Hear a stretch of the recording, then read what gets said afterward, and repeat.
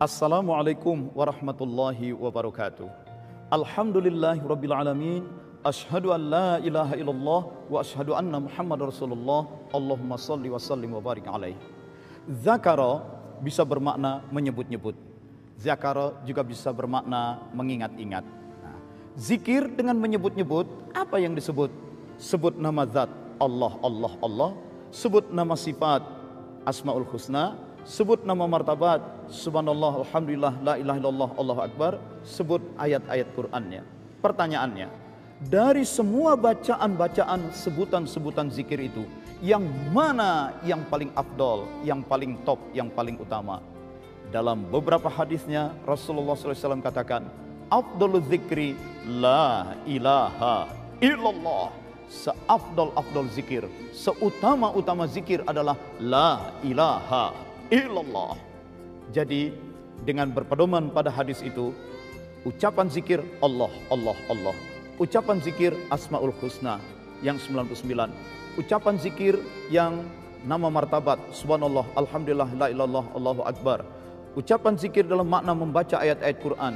Dari semua itu yang paling afdol la ilaha illallah.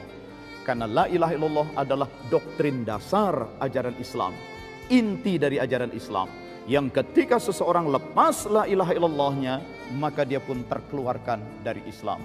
Karena afdalul zikri la ilaha illallah, zikir yang paling afdal la ilaha illallah, Rasulullah pun berpesan, jaddidu imanakum, perbaharuilah selalu imanmu. Perbaharui iman. Sahabat Nabi bertanya, kaifa nujaddidu imanana? Bagaimana cara memperbarui, membaguskan iman? Iman itu di dalam kolbu, di dalam manah, di dalam pusatnya ruh. Bagaimana caranya? Nabi katakan, aktsiru min qaul, perbanyak saja ucapan la ilaha illallah. Jadi kalau begitu, meskipun diucapkan dengan mulut, tapi la ilaha illallah itu hendaknya diarahkan masuk ke dalam jantung, ke dalam kolbu.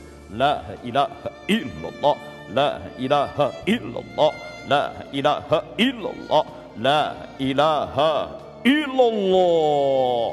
La ilaha, tiada ilah.